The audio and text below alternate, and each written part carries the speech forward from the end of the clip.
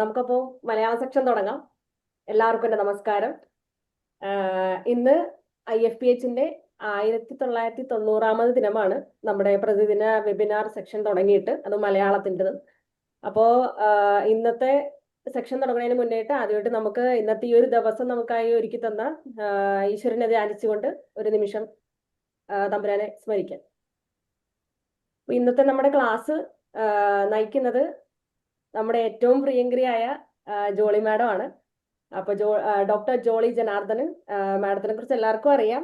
Madam government homeopathy hospital തൃശ്ശൂരിലെ മുൻ superintendent ആയിരുന്നു. അതുപോലെ തന്നെ 45 വർഷത്തോളം ആയിട്ടുള്ള പ്രവൃത്തി പരിചയം മാഡത്തിനുണ്ട്. അതുപോലെ തന്നെ നമ്മുടെ ഇപ്പോഴും മാഡം പ്രൈവറ്റ് പ്രാക്ടീസ് ചെയ്തുകൊണ്ടിരിക്കുകയാണ്. മാഡത്തിന്റെ ക്ലാസ്സുകൾക്ക് ഭയങ്കര ഫാൻസ് ആണ്. കാരണം മാഡം അത്ര സരസമായിട്ടാണ് ഓരോ ക്ലാസ്സും എടുക്കാറുള്ളത്. അപ്പൊ ഇതിനു മുമ്പ് മാഡം എടുത്തത് പാരാതൈറോയ്ഡ് ഹോർമോണിനെ കുറിച്ചും അതിന്റെ ഡെഫിഷ്യൻസി വരുന്ന സമയത്ത് എന്തൊക്കെ ഭക്ഷണക്രമങ്ങളിൽ നമുക്ക് മാറ്റം വരുത്താന്നതിനെ കുറിച്ചൊക്കെ ആയിരുന്നു. അപ്പോൾ മാഡത്തിന്റെ ആ സെക്ഷനിലേക്ക് മാഡത്തെ സ്വാഗതം ചെയ്യുന്നതിനോടൊപ്പം തന്നെ ഇന്ന് നമ്മുടെ സെക്ഷന് വേണ്ടി, ഈ മലയാള സെക്ഷന് വേണ്ടി വന്നിട്ടുള്ള എല്ലാ ഡോക്ടേഴ്സിനെയും അതുപോലെ തന്നെ ഹോമിയോപ്പതി സ്നേഹിതരെയും ഞാൻ നമ്മുടെ ക്ലാസ്സിലേക്ക് സ്വാഗതം ചെയ്യുന്നു. മാഡത്തെ നമ്മുടെ ക്ലാസ് നയിക്കാൻ വേണ്ടി ക്ഷണിക്കുന്നു.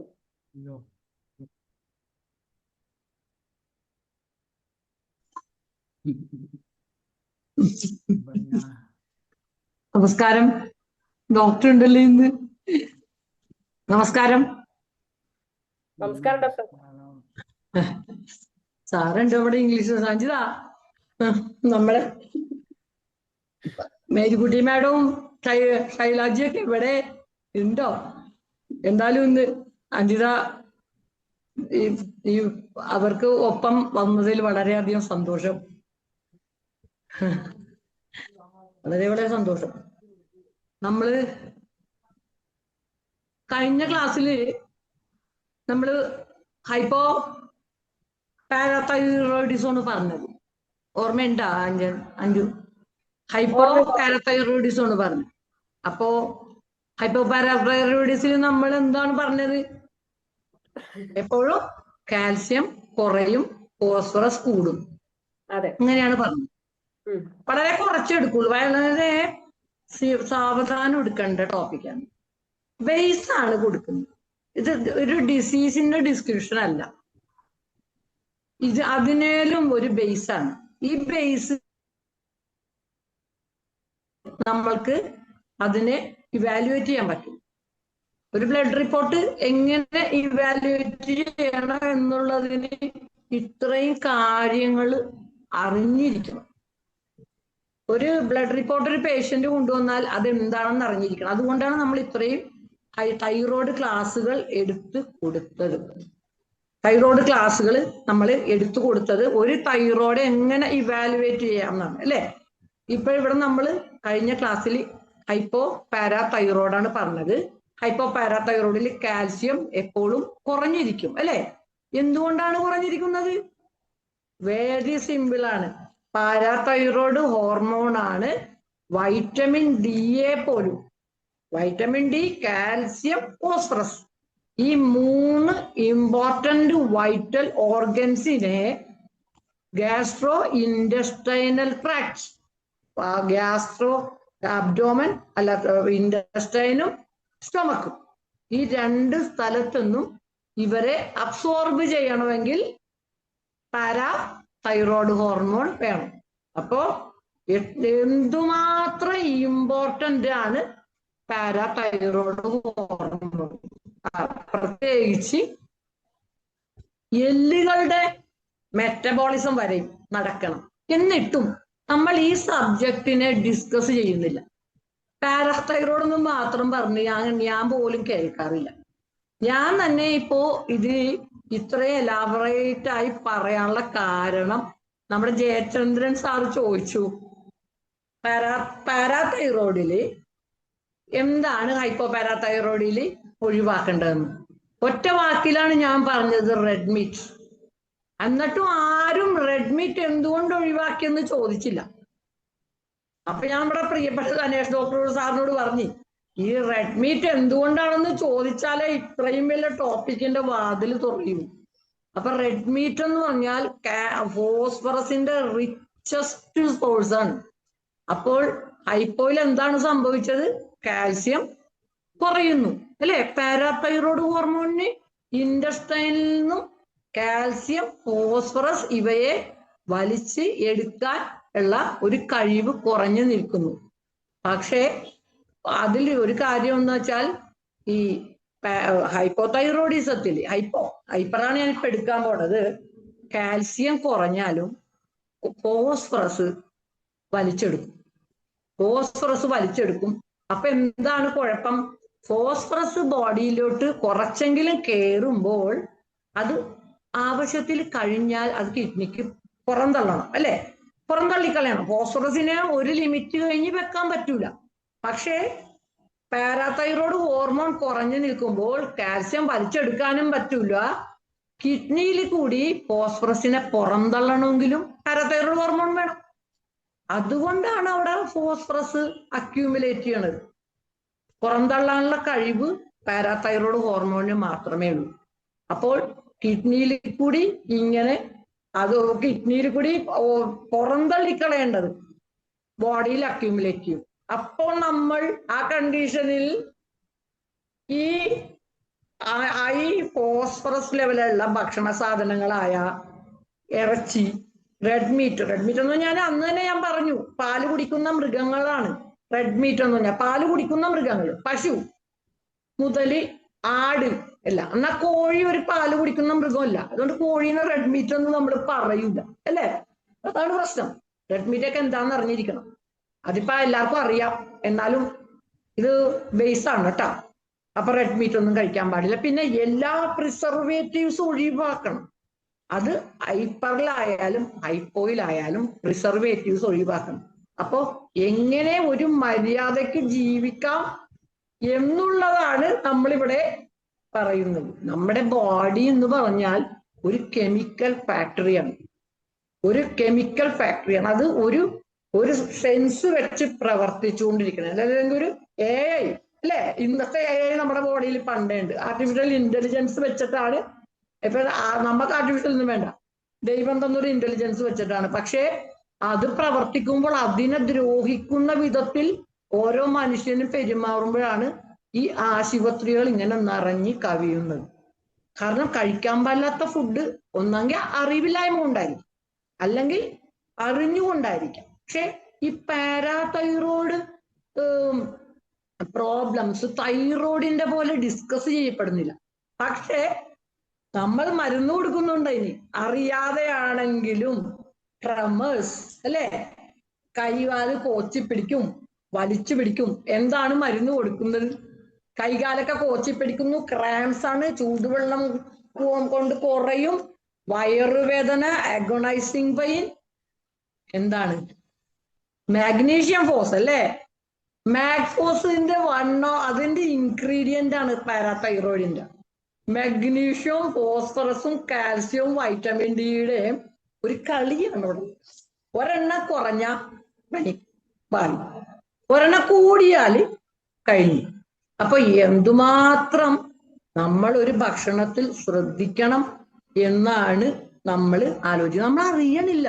ഒരു പക്ഷെ പാരാതൈറോയ്ഡ് ഡിസ്ഫങ്ഷൻ ആയിരിക്കും അത്. കാൽക്കേരിയ ഫോസ് അല്ലെ? കാൽസ്യം, ഫോസ്ഫറസ് രണ്ടും, കാൽസ്യം ഫോസ്ഫറസും കുറയുമ്പോഴാണ് കാൽക്കേരിയ ഫോസിന്റെ ഇൻഡിക്കേഷൻസ് വന്നത്. വലിച്ചെടുക്കാൻ പറ്റൂല. ഫോസ്ഫറസ് എക്സസീവായിട്ട് secondary hyper parathyroids phosphorus accumulate ചെയ്യും. അത് ഞാൻ പിന്നെ പറയാം, അന്ന് കൺഫ്യൂഷൻ ആക്കണ്ട. 3 ഹൈപ്പർ ഉണ്ട്. Primary hyper parathyroidism, secondary hyper parathyroidism, tertiary hyper parathyroidism. 3 stage ആണ്. നമ്മൾ ഇന്ന് ഡിസ്കസ് ചെയ്യുന്നത് പ്രൈമറി ഹൈപ്പർ പാരാതൈറോയിഡിസം. കാരണം ഹൈപ്പോ പാരാതൈറോയിഡിസം പറഞ്ഞു കഴിഞ്ഞതാണ്, ഫുഡ് പറഞ്ഞാണ്. എന്നാലും അതിന്റെ പ്രിന്റഡ് ചാർട്ട് ഇടാം. ഇപ്പൊ ഞാൻ കൈകൊണ്ട് എഴുതിയേക്കുന്നതുകൊണ്ടാണ് അത് ഇടാത്ത. പ്രിന്റഡ് ചാർട്ട് ഇപ്പോൾ ഇട്ടാൽ കുറച്ചെങ്കിലും ശ്രദ്ധിച്ചിട്ട് നമുക്കത് ഇടാം. കാരണം ചാർട്ട് വേണം. ഡെപ്തിലോട്ടാണ് പോകുന്നത് നമ്മൾ. എന്നാലോ ഡെപ്ത് ഇല്ല. നീന്തൽ അറിയാവുന്ന ഒരാൾക്ക് ഏത് ഡെപ്തിലും നീന്തി നിൽക്കാം. അതുപോലെയാണ് നമ്മൾ കുറേശ്ശെ അറിവ് ഇതിൽ നമ്മൾ ഡിസ്കഷൻ ആണ് കേട്ടോ. എന്നിട്ട് ഞാൻ നിങ്ങൾ അങ്ങോട്ട് പഠിപ്പിക്കുന്നതല്ല, വി ആർ ഡിസ്കസിങ്. ആർക്ക് വേണമെങ്കിലും ഇതിനിടക്ക് ഇങ്ങനെ ചോദിച്ചുകൊണ്ടിരിക്കാം കേട്ടോ. ചോദിച്ചാലേ കാര്യം നടക്കുള്ളൂ. കാരണം ഇത് അത്രയും ബുദ്ധിമുട്ടുള്ള ഒരു സബ്ജക്റ്റ് ആണ്. Not discussed. അപ്പൊ ജയചന്ദ്രൻ ഡോക്ടർക്ക് പിന്നെയും താങ്ക്സ് പറയുന്നത്. കാരണം ആ ഒരൊറ്റ ചോദ്യത്തിലാണ് ഞാൻ വിചാരിച്ചു അപ്പൊ നമ്മൾ അറിയാതെയാണ് കാൽക്കേരിയ ഫോഴ്സ് കൊടുക്കുന്നത് ക്രാംസിനൊക്കെ. ഒരു പക്ഷെ അത് തൈറോയിഡിന്റെ ഡിസ്ഫങ്ഷൻ, പാരാതൈറോയിഡ് ഡിസ്ഫങ്ഷൻ ആണ് calcarea force, calcarea carbon magnesium force അല്ലേ. അപ്പോ നമ്മള് പക്ഷേ ഈ വൈറ്റമിൻ ഡി ഈസ് ദ ഏറ്റവും, കാൽസ്യവും വൈറ്റമിൻ ഡിയുമാണ് ഏറ്റവും ഇമ്പോർട്ടൻറ്റ്. പക്ഷെ ഇന്ന് നമ്മൾ ഈ പാരാതൈറോയ്ഡ് എടുക്കുമ്പോൾ ഏതു പേഷ്യന്റിനാണ് നോർമൽ വൈറ്റമിൻ ഡി ഉള്ളത്? ഒരു കാലുവേദന, മസിൽ വലിക്കുന്നു എന്ന് പറയുമ്പോൾ നമ്മൾ ചെക്ക് ചെയ്യുമ്പോൾ 8 30 എങ്കിലും ഇന്റർനാഷണൽ യൂണിറ്റ് വരേണ്ടത് 8 മുതൽ. വൈറ്റമിൻ ഡി നോർമലായ ഒരാളെയും കാണുന്നില്ല. പക്ഷേ വൈറ്റമിൻ ഡി സപ്ലിമെന്റ് ചെയ്തിട്ട് ഒരു 2-3 മാസം കഴിയുമ്പോൾ നോർമലാവും. അപ്പൊ പിന്നെ നമ്മൾ നിർത്തും. കാരണം ഓവറായിട്ട് കൊടുക്കാൻ പറ്റൂല. 6000 നമ്മൾ കൊടുക്കണം യൂണിറ്റ്. അപ്പൊ ഓക്കെയാണ്. പക്ഷേ 2-3 മാസങ്ങൾ ചെക്ക് ചെയ്യുമ്പോൾ നേരെ തിരിച്ച് അതിലോട്ട് തന്നെ കൊണ്ടുപോകും. അതുകൊണ്ട് വൈറ്റമിൻ ഡി ചെക്ക് ചെയ്യുക. എത്ര ബ്ലഡ് റിപ്പോർട്ടായി ഇവിടെ ഇരിക്കണം. കാരണം കടുത്ത കാലുവേദന, അതാണ് ഡയഗ്നോസിസുമാണ് ഇവിടെ. അപ്പൊ വൈറ്റമിൻ ഡി കുറയുന്നു. വൈറ്റമിൻ ഡി എന്തുകൊണ്ട് കുറയുന്നു? ബേക്കറി ഫുഡ്സ് തന്നെ. പാരാതൈറോയിഡിന് ഇത്രയും ദോഷമായ ഒരു സാധനം ഫുഡ് നമ്മൾ ഒരുമിച്ച് പറഞ്ഞു പോകാം. പാരാതൈറോയിഡിന് ഈ ബേക്കറി ഫുഡ്സ് പോലെ ദ്രോഹം ചെയ്യുന്ന മറ്റൊരു സാധനമില്ല. അതായത് ഇതിന്റെ പിസ, വറുത്ത സാധനങ്ങള്, ഈ പ്രോസസ്ഡ് മീറ്റ്സ്, ഫുഡ്സ്. അപ്പോ നാച്ചുറോപ്പതി പണ്ടേ പറഞ്ഞിട്ടുണ്ട്, നിങ്ങൾ നാച്ചുറൽ ഫുഡ് അല്ലെ. പാരാതൈറോയ്ഡ് ഭയങ്കരമായിട്ട് ആക്ട് ചെയ്യുമ്പോ നമ്മൾ എന്താണ് ഇവിടെ പറയുന്നതെന്ന് അറിയുമോ? നല്ല പുതിയതും പുതുമ നിറഞ്ഞതുമായ പച്ചക്കറികൾ കഴിക്കുക. അത്രേ ഉള്ളൂ. പുതുമ നിറഞ്ഞതായ പച്ചക്കറികൾ ഇപ്പൊ തന്നെ പറിച്ച പച്ചക്കറി, അല്ലാണ്ട് 5-6 ദിവസം വിഷം ഓടിച്ചതല്ലാട്ടോ. അതൊന്നും ഇനി കേരളത്തിൽ കിട്ടാൻ പോണില്ല. അതൊക്കെ സ്വപ്നമായ നമുക്ക് അവശേഷിക്കും. അപ്പൊ പുതുമ നിറഞ്ഞ നല്ല പച്ചക്കറികളും വീട്ടിലുണ്ടാക്കുന്ന കഞ്ഞി പോലത്തെ സാധനങ്ങളും എല്ലാം കഴിച്ചാൽ മതി. അപ്പൊ നമ്മുടെ ശരീരം ഇത്രയും വഷളാവില്ല. അപ്പൊ ബോഡി ഒരു കെമിക്കൽ ഫാക്ടറിയാണ്. അതായത് നമ്മൾ വിചാരിക്കും ഒരു സാധനം, ഞാനിപ്പോ വൈറ്റമിൻ ഡിനെ കുറിച്ചാണ് പറയുന്നത്. പാരാതൈറോയിഡിൽ വൈറ്റമിൻ ഡിയുടെ റോള് വളരെ വലുതാണ്. അപ്പോ നമ്മൾ വിചാരിക്കണേ വൈറ്റമിൻ ഡി. അപ്പൊ നമ്മൾ ബുക്കൊക്കെ വായിച്ചു നോക്കി. അപ്പൊ വൈറ്റമിൻ ഡി എന്തിലൊക്കെ ഉള്ളത്? പാല്. ഉടനെ ഒരു ഗ്ലാസ് പാല് കുടിച്ച് കിടക്കട്ടെ, ഇനി വൈറ്റമിൻ ഡി കുറയണ്ട. അപ്പൊ ആലോചിച്ച് ഓരോരുത്തർ ബട്ടർ. അപ്പൊ കുറച്ച് ബട്ടർ തേച്ച് തേച്ച് അങ്ങോട്ട് കഴിച്ച്. പിറ്റേ ദിവസം അപ്പൊ വായിച്ചു നോക്കിയപ്പോ മത്സ്യത്തിന്റെ എണ്ണകളിൽ. അപ്പൊ പിറ്റേ ദിവസം പോയിട്ട് ഒരു വലിയ മത്സ്യം മേടിച്ചോണ്ട് വന്നു, അതിനെ വെട്ടി നിർത്തി. അത് പൊരിക്കണേട്ട. അപ്പൊ അത് ഭയങ്കര ദോഷമായി. അതുപോലെ വലിയ മീനുകൾ ഹൈലി ഡേഞ്ചർ ആണ്. എന്നാലും അതിൽ നല്ലോണം വൈറ്റമിൻ ഡി ഉണ്ട് അല്ലെ. ഫാറ്റ് സോളിയബിൾ അല്ലേ ഈ സാൽമൺ പോലത്തെ സാൽമൺ മീനൊക്കെ. അപ്പൊ അത് കഴിഞ്ഞാൽ ഞാൻ വൈറ്റമിൻ ഡിയുടെ ഗുളികകൾ കഴിച്ചു. മീനെണ്ണ ഗുളിക. അപ്പൊ ഇങ്ങനെ നമ്മൾ വൈറ്റമിൻ ഡി, നമ്മളപ്പോ വിചാരിക്കുന്നത് നോർമൽ ഒരു മനുഷ്യന് അത് നോർമൽ ആണെങ്കിലും ഇനിയിപ്പൊ രോഗം വന്ന് വൈറ്റമിൻ ഡിയുടെ പ്രശ്നങ്ങൾ വന്നാലും നോർമൽ അവിടെ എന്താണ് സംഭവിക്കുന്നത്? നമ്മൾ ഇങ്ങനെ ഇതെടുത്ത് വിഴുങ്ങിയത് കൊണ്ടെല്ലാം ആയോ? വൈറ്റമിൻ ഡിനെ കുറിച്ചാണ് ഇവിടെ പറയുന്നത്. ചെറിയതായിട്ടേ പറയുള്ളൂ. പക്ഷെ ഏറ്റവും കൂടുതൽ പ്രശ്നങ്ങൾ വൈറ്റമിൻ ഡി കുറയാനുള്ള കാരണങ്ങൾ നമ്മൾ കണ്ടുപിടിച്ചിരിക്കും. അഡ്വാൻസ് ചെയ്ത് മരുന്ന് കൊടുത്തിരിക്കും. അപ്പോ വയറിലൊന്ന് വൈറ്റമിൻ ഡി ഉള്ളിൽ ചെന്ന് കഴിഞ്ഞാൽ അത് ഇനർട്ടാണ്, പ്രവർത്തനം രഹിതമാണ് നമ്മൾ കഴിക്കുന്നത്. അതിനെ ബോഡിയിലെ ചില ഇമ്പോർട്ടന്റ് അവയവങ്ങൾ, അതായത് ലിവർ, കിഡ്നി, ഇവരൊക്കെ കടുത്ത പണി എടുത്തിട്ട് വേണം ഇതിനെ ആക്ടിവേറ്റ് ചെയ്യാൻ. ആക്റ്റീവ് വൈറ്റമിൻ ഡി ആക്കണമെങ്കിൽ കുറച്ച് പണിയുണ്ട്. അതൊരിക്കലും ഭക്ഷണത്തിലും സപ്ലിമെന്റിലും ഒന്നും കിട്ടൂല. സപ്ലിമെന്റിൽ കുറച്ച് കിട്ടും, 25 OH ഹൈഡ്രോക്സി വൈറ്റമിനിൽ കിട്ടും. പക്ഷേ ആദ്യം വൈറ്റമിൻ ഡി വലിച്ചെടുക്കണം, അല്ലെ? വൈറ്റമിൻ ഡി വലിച്ചെടുക്കണമെങ്കിൽ എന്താണ് അവിടെ ആവശ്യമുള്ളത്? എന്താണ് നമ്മളുടെ കുടലിലെന്ന് സിമ്പിളാണ് ഈ പറയുന്നത്, അല്ലെ? കാരണം ഇതൊരു സിമ്പിളാണ്. നമ്മുടെ ശരീരം ഓരോ മനുഷ്യന്റെയും ശരീരത്തിൽ നടക്കുന്ന കാര്യങ്ങളാണ് ഡിസ്കസ് ചെയ്യുന്നത്. ശരീരത്തിൽ എന്ത് നടക്കുന്നു എന്ന് അറിയാണ്ട് മരുന്ന് കൊടുത്തിട്ട് ഒരു കാര്യമില്ല. മറ്റുള്ള കൊടുക്കാം, രോഗങ്ങൾക്ക് കൊടുക്കാം, പക്ഷേ ബേസ് ആണല്ലോ പാരാതൈറോയ്ഡ് ഹോർമോൺ. സിമ്പിൾ അല്ലേ? പാരാതൈറോയ്ഡ് ഹോർമോൺ, പാരാതൈറോയ്ഡ് തൈറോയിഡിലൊന്നും പ്രൊഡ്യൂസ് ചെയ്യണം. ആ പ്രൊഡ്യൂസ് ചെയ്യണ പാരാതൈറോയ്ഡ് ഹോർമോൺ ആണ് ഈ കാൽസ്യത്തിനെ വലിക്കുന്നത്, ഫോസ്ഫറസിനെ വലിക്കുന്നത്, വൈറ്റമിൻ ഡിനെ വലിക്കുന്നത്. അപ്പൊ എന്താണ്? പാരാതൈറോയ്ഡ് ഹോർമോൺ ഒരു താരമാണ്. പാരാതൈറോയ്ഡ് ഹോർമോൺ ഇല്ലെങ്കിൽ ഇതൊന്നും വലിക്കാൻ പറ്റൂല. അപ്പൊ എന്ത് പറ്റും? ബോഡിയിലെ എല്ലൊക്കെ ഇങ്ങനെ വളഞ്ഞ് നമ്മളൊക്കെ ഒരു തരം പാമ്പുകളുടെ പോലെ ഇങ്ങനെ നടക്കും. ഓണൊക്കെ വളഞ്ഞൂലേ? കാരണം ഡെപ്പോസിറ്റ് ചെയ്യാൻ വേണ്ടിയാണ്. ബലമുള്ള പല്ലുകൾ, എല്ലുകൾ മുതലായവ ഉണ്ടാക്കാൻ വേണ്ടിയിട്ടാണ് ഈ ഇത്രയും നമ്മുടെ ബോഡി കിടന്ന് കഷ്ടപ്പെടുന്നത്, അല്ലെ? അപ്പൊ പിന്നെ നമ്മൾ തിരിച്ച് പാരാതൈറോയ്ഡ് ഹോർമോണിലോട്ട് വന്ന്, പാരാതൈറോയ്ഡ് ഹോർമോൺ ആണ് ഇവരെ 3 പേരെയും വലിക്കുന്നത്. അപ്പൊ നമ്മള് തൈറോയ്ഡ് ഹോർമോണിനെ കുറിച്ച് പറഞ്ഞല്ലേ? തൈറോയ്ഡ് ഹോർമോണിൽ എന്താണ്? T4 ആൻഡ് T3 കുറയുമ്പോഴാണ് TSH ഹോർമോൺ ഹൈപ്പോതലാമസിൽ നിന്ന് പിറ്റ്യൂട്ടറി വന്ന്, പിറ്റ്യൂട്ടറിയിൽ നിന്ന് തൈറോയ്ഡ് സ്റ്റിമുലേറ്റിംഗ് ഹോർമോൺ വന്ന് receptor cells of the thyroid ഗ്ലാൻഡിനോട് പറയുക T3 T4 കുറഞ്ഞിരിക്കുന്നു, പ്രൊഡ്യൂസ് ചെയ്യണം. Feedback mechanism. പക്ഷെ ഇവിടെ പാരാതൈറോയ്ഡിൽ ഇവരെ അത്രയ്ക്കധികം ഹൈപ്പോതലാമസിനെയോ അല്ലെങ്കിൽ പിറ്റ്യൂട്ടറിനെയോ ആശ്രയിക്കുന്നില്ല. കാര്യം ട്രോപ്പിക് ഹോർമോൺസ് കുറച്ച് അവർ പ്രൊഡ്യൂസ് ചെയ്യുന്നുണ്ട് തൈറോയ്ഡ്, പാരാതൈറോയ്ഡിന്. എന്തായാലും തൈറോയ്ഡിന് കൊടുക്കണേലേ, കിടക്കട്ടെ പാരാതൈറോയ്ഡിനും അവർ കുറച്ചുള്ളൂ. പക്ഷെ പാരാതൈറോയ്ഡ് അത് ഇഷ്ടപ്പെടില്ല. അങ്ങനെ ഇപ്പൊ ഒരു ഹയർ എൻഡോക്രൈൻ ഗ്ലാൻസിന്റെ കീഴിൽ ഞങ്ങൾക്ക് വർക്ക് ചെയ്യാൻ പറ്റില്ല. നമുക്ക് ഓട്ടോണോമസ് ആയിട്ടൊക്കെ വർക്ക് ചെയ്യാലോ. അപ്പോ എന്താണ് എന്താണ് ഇൻഡിക്കേറ്റ് ചെയ്യണമെന്ന് അറിയാമോ? എപ്പോ ബ്ലഡിൽ കാൽസ്യം കുറയുന്നു അപ്പോഴവര് പാരാതൈറോയ്ഡ് ഹോർമോൺ ഉണ്ടാക്കും. സിമ്പിൾ.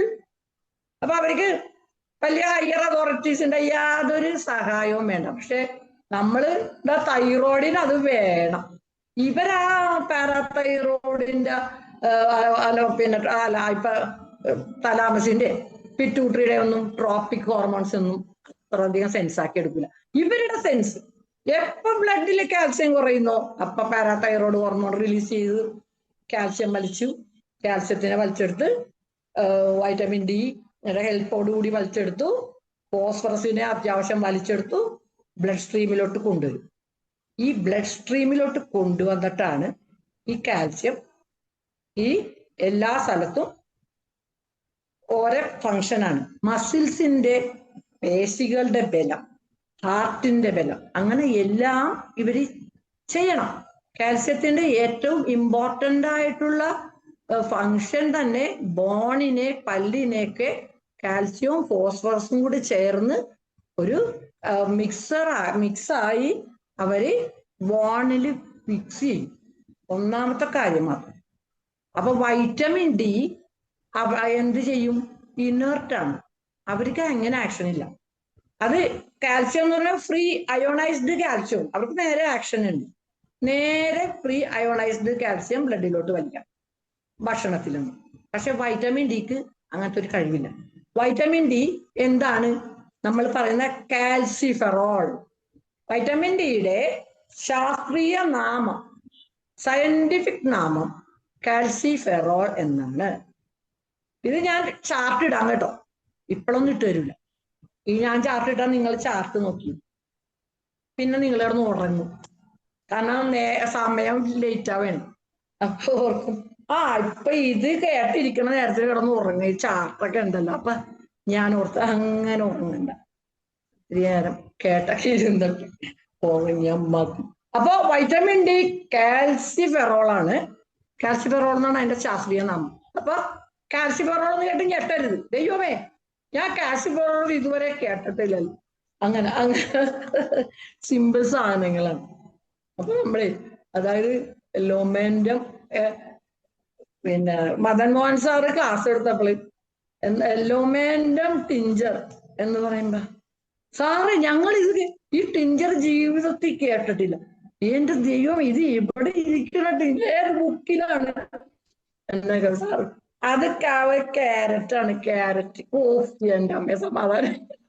ക്യാരറ്റ് നിങ്ങൾ നല്ല കോൾഡ് വരുമ്പോഴേ ഒരു കഷ്ണം ക്യാരറ്റ് കടിച്ച് ചവച്ച് നീർക്കും, അപ്പൊ നിൽക്കും കോൾഡ്. നമ്മുടെ അടുക്കളയിൽ തന്നെ കുറച്ചാണ്. അതുപോലെയാണ് നമ്മള് വൈറ്റമിൻ ഡി കാൽസിഫെറോൾ എന്ന് വെക്കുമ്പോ ആരും ഞെട്ടരുത്. അപ്പൊ വൈറ്റമിൻ ഡി അബ്സോർബ് ചെയ്ത് കഴിഞ്ഞിട്ട് അത് ആദ്യം പോകുന്നത് ലിവറിലാണ്. ലിവറിലാണ് ആദ്യം പോകുന്നത്. ലിവർ എന്താണ് ഇവിടെ ചെയ്യുന്നത്? ലിവർ എന്റെ കരളെ എന്തൊക്കെ വിളിക്കാനുള്ളതൊന്നും അല്ല ലിവർ. ലിവർ അങ്ങനെ കരളും ഒരാളുടെ സ്നേഹമൊന്നും സ്വീകരിക്കൂല. എന്നാലും അതെന്ത് ചെയ്യും? ബൈലുണ്ടാക്കും അല്ലേ, ഇമൽസിഫൈയിങ് ഫാറ്റ് അല്ലേ. ആ ബൈല് ഫാറ്റിനെ ഇമൽസിഫൈ ചെയ്യും ഡുവോഡനത്തിൽ. അപ്പോൾ മാത്രമേ വൈറ്റമിൻ ഡിക്ക് അബ്സോർബ് ചെയ്യാൻ പറ്റുള്ളൂ. അപ്പൊ മാത്രമേ കുടലിൽ നിന്ന് വൈറ്റമിൻ ഡി. അപ്പൊ ലിവറിൽ ബൈലില്ലെങ്കിൽ രക്ഷയില്ല അല്ലെ. ഓരോ സ്റ്റേജിലും തടസ്സവും, ഓരോ സ്റ്റേജിലും. അപ്പൊ നല്ല ബൈല്. അപ്പൊ ആദ്യമായിട്ട് എന്താണ് വേണ്ടത്? നല്ല കരള്. എന്റെ കരളെന്ന് വിളിച്ചാൽ കേൾക്കണം. അതേപോലെ കരളിനെ സംരക്ഷിക്കണം. അപ്പൊ എങ്ങനെ സംരക്ഷിക്കും? മദ്യപാനം ഉപേക്ഷിക്കണം. കേരള ഗവൺമെന്റിന്റെ വയറ്റത്തടിക്കുന്ന പരിപാടിയൊക്കെയാണ് ഞാൻ പറഞ്ഞത്, രഹസ്യമായിരിക്കണം. മദ്യപാനം ഉപേക്ഷിക്കുക, നിങ്ങളുടെ കരളിനെ രക്ഷിക്കുക. മദ്യപാനം ഉപേക്ഷിക്കണം. പിന്നെ കംപ്ലീറ്റ് ഈ കൃത്രിമമായ സോഡ, കോള. അപ്പൊ അവരും എന്നെ മിക്കവാറും ആക്രമിക്കാൻ സാധ്യതയുണ്ട്. കോളകളെല്ലാവരും ഉപേക്ഷിക്കണം. നിങ്ങൾക്ക് നിങ്ങളുടെ ലിവറിനോട് ഇഷ്ടമുണ്ടാ? കരളെന്ന് വിളിക്കണ ലിവറിനെ നിങ്ങൾ ദ്രോഹിക്കണേ അല്ലേ. ധാരാളം വെള്ളം കുടിക്കണം, ധാരാളം വെള്ളം. കാരണം ഇത് ഞാൻ പറയുന്നത് വൈറ്റമിൻ ഡിക്കും കൂടിയാണ്. കാരണം ഡി കുറഞ്ഞു കഴിഞ്ഞാൽ ഇവിടെ പ്രൈമറി ഹൈപ്പോയോ എന്ത് വേണമെങ്കിലും വരാം. അപ്പോ ഈ വൈറ്റമിൻ ഡി പിന്നെ നമ്മൾ ഒരു പറയുന്നത് എന്താണ്? അടുത്ത സെക്ഷൻ വൈറ്റമിൻ ഡി നമ്മൾക്ക് കാൽസ്യം ഫോസ്ഫറസ് അബ്സോർബ് ചെയ്യാന്നല്ലാണ്ട് വേറെ എന്താണ് അതിന്റെ ഏറ്റവും ഇമ്പോർട്ടന്റ് ഫങ്ഷൻ? വൈറ്റമിൻ ഡിക്ക് എത്ര ഫങ്ഷനാണ്. അതെന്താണ് നമ്മൾ എന്താ അറിയാത്തത്? ഇമ്മ്യൂൺ സിസ്റ്റം അല്ലെ. ഞാൻ എത്രയോ ക്ലാസ്സുകളിൽ പറഞ്ഞു, ഓട്ടോ ഇമ്മ്യൂൺ ഡിസോർഡേഴ്സ് അവനവന്റെ ബോഡിയിൽ അവനവന്റെ ശരീരത്തിൽ തന്നെ ഉണ്ടാവുന്ന ആന്റിജനെ മിസ്അണ്ടർസ്റ്റാൻഡ് ചെയ്ത് അവരിയ്ക്കുന്ന മെംബ്രെയിനുകളിൽ ആക്രമിച്ച് ഇന്റർലൂക്കിനുകളൊക്കെ കൂടി വന്ന് ആക്രമിച്ച് TNF alpha, tumour necrotising factor alpha, ഇതെല്ലാം ആക്രമിക്കും. എവിടെയാണ് ഇരിക്കുന്നത്? ഓരോ ഓർഗന്റെ ഓരോ സ്ഥലത്ത്. Rheumatoid arthritis synovial membrane. ഹഷിമോട്ടോസിൽ അവരാ ഹോർമോൺ പ്രൊഡക്ഷൻ നടക്കുന്ന പെറോക്സിഡേസിനെ കയറി ആക്രമിക്കും. അല്ലെങ്കിൽ അത് തൈറോയ്ഡ് ഹോർമോൺ ഫിക്സ് ചെയ്യണ തൈറോയ്ഡ് ഗ്ലോബുലിൽ കയറി ആക്രമിക്കും, ഹഷിമോട്ടോസ് തൈറോയിഡൈറ്റിസ്. അല്ലെങ്കിൽ ഗ്രേവ്സ് ഡിസീസ് അല്ലേ. അപ്പൊ എന്നോട് നമ്മുടെ ഒരു പ്രിയപ്പെട്ട ഡോക്ടർ ചോദിച്ചു, what is the role of vitamin D in thyroid? അപ്പൊ അതാണ് ഓരോരുത്തർ ചോദിക്കുന്നുണ്ട് കേട്ടോ, നമ്മുടെ പ്രിയപ്പെട്ട ഡോക്ടേഴ്സാണ്. അപ്പൊ തൈറോയിഡിന് വൈറ്റമിൻ ഡിക്ക് തൈറോയിഡിന്റെ ആവശ്യമൊന്നുമില്ല. തൈറോയ്ഡ് അല്ല വൈറ്റമിൻ ഡി ഉണ്ടാക്കുന്നത്. വൈറ്റമിൻ ഡിക്ക് തൈറോയിഡിന് അത്ര ഒരു ഡിപ്പെൻഡൻസി ഒന്നുമില്ല. അവര് തൈറോയ്ഡ് എവിടെ നിന്ന് ഉണ്ടാവണം? അല്ല, വൈറ്റമിൻ ഡി തൈറോയിഡിന്റെ ഹെൽപ്പ് ഒന്നും വേണ്ടല്ല. എന്ത് വേണ്ട? അവര് ഇൻഡസ്ട്രിയിൽ നിന്നാണ് അബ്സോർബ് ചെയ്യുന്നത് വൈറ്റമിൻ ഡി. പിന്നെ അബ്സോർബ് ചെയ്യണത് എവിടെ നിന്നാണ്? കിഡ്നിയിൽ നിന്നാണ് അബ്സോർബ് ചെയ്യുന്നത്. പിന്നെ എവിടെ നിന്നാണ്? പിന്നെ കാൽസ്യം കുറയുമ്പോ പിന്നെ അവരെന്ത് ചെയ്യും? അവര് ഓസ്റ്റിയോക്ലാസ്റ്റ് വഴി ബോണിലെന്ന് റീ റീ മൊബിലൈസ് ചെയ്യും.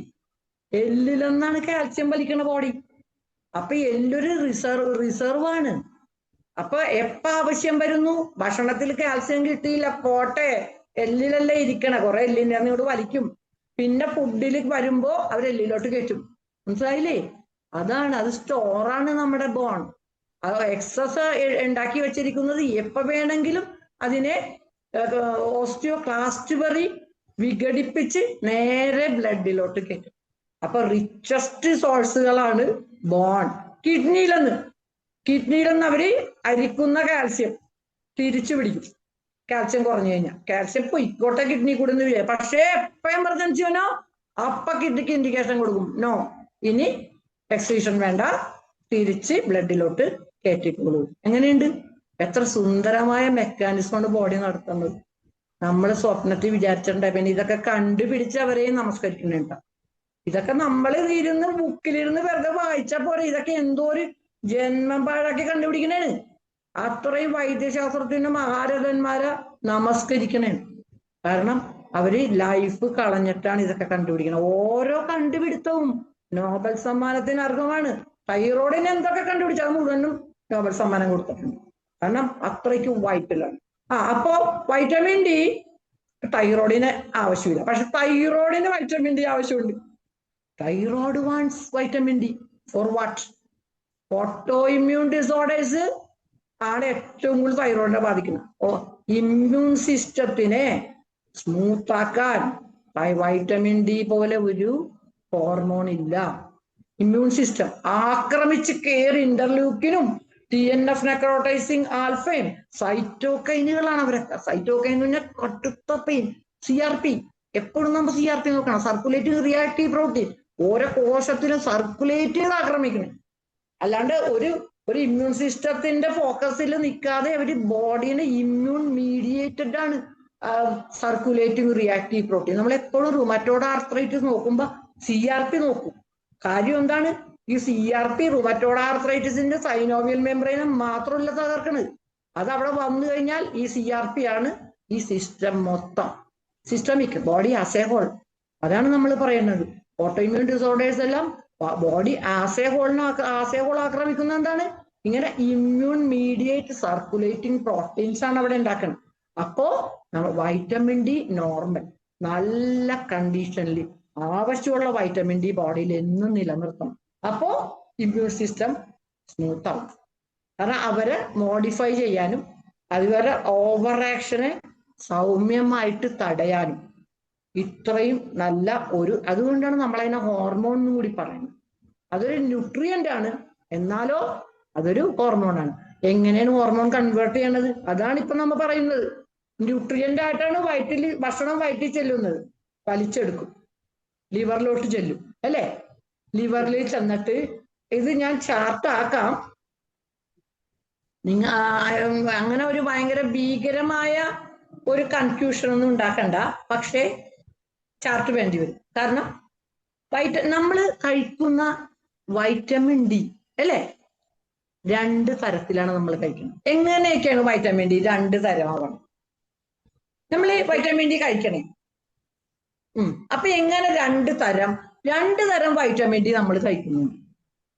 അത് രണ്ടും ഭയങ്കര ഇമ്പോർട്ടൻ്റ് ആണ്. ഒരു വൈറ്റമിൻ ഡി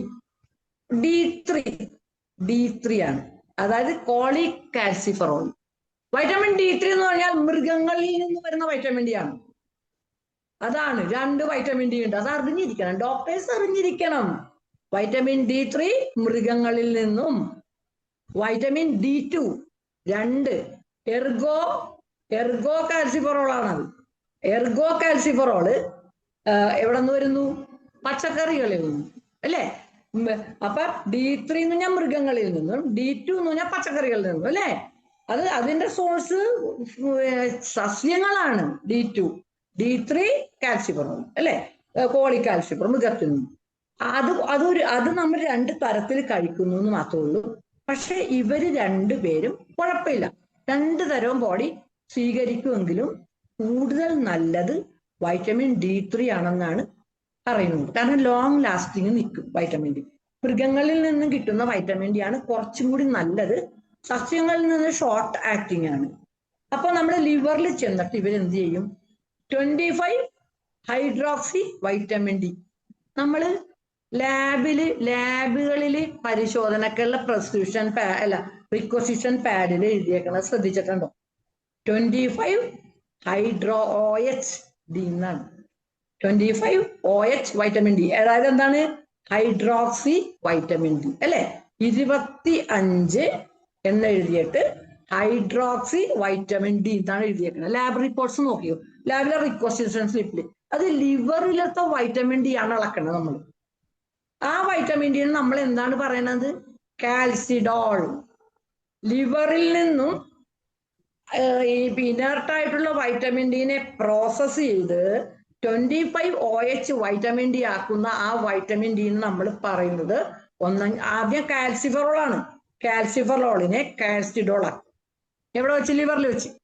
അതാണ് 25 OH വൈറ്റമിൻ ഡി എന്നാണ് ലാബില് അവരെ എഴുതി വെച്ചേക്കണം. അപ്പൊ നമ്മൾ അതൊന്ന് വായിച്ചു നോക്കും, ഇത് ലിവറിലെത്ത വൈറ്റമിൻ ഡി ആണല്ലേ.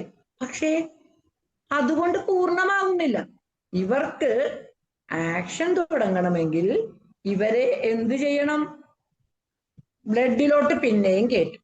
25 OH വൈറ്റമിൻ ബ്ലഡിലോട്ട് കയറ്റിയിട്ട് കിഡ്നിയിൽ കൊണ്ടിടും. കിഡ്നി ഒരു ചെറിയ ആളൊന്നുമല്ല. വെറുതെ യൂറിനിൽ നിന്ന് അല്ല, ബ്ലഡിൽ നിന്ന് മാലിന്യങ്ങളെ വേർതിരിച്ച് യൂറിൻ കളയാനുള്ള വെറും ഒരു അരിപ്പ അല്ല കിഡ്നി. കിഡ്നി പല പ്രോസസ്സും ബോഡിയിൽ ചെയ്യുന്നുണ്ട്. ഞാൻ കഴിഞ്ഞ ക്ലാസ്സിലും പറഞ്ഞു. കിഡ്നി വെറും ഡയാലിസിസ് കൊണ്ട് രോഗികൾ എന്താണ് രക്ഷപ്പെടാത്തത്? കിഡ്നിയിൽ നിന്ന് ഒത്തിരി ഈ വൈറ്റമിൻ ഡി പോലെ വളരെയധികം വൈറ്റൽ എൻസൈംസ് ഉണ്ടാക്കുന്നുണ്ട്. വൈറ്റമിൻ ഡി കിഡ്നിയിൽ ചെന്നിട്ട് എന്ത് ചെയ്യും? കിഡ്നിയിൽ ചെല്ലുമ്പോൾ വൈറ്റമിൻ ഡിന് എന്ത് ചെയ്യും? കിഡ്നി 25 ഹൈഡ്രോക്സി വൈറ്റമിൻ ഡി ആയ കാൽസിഡോളിനെ 1.25 ഡൈഹൈഡ്രോക്സി വൈറ്റമിൻ ഡി ആക്കിത്തും.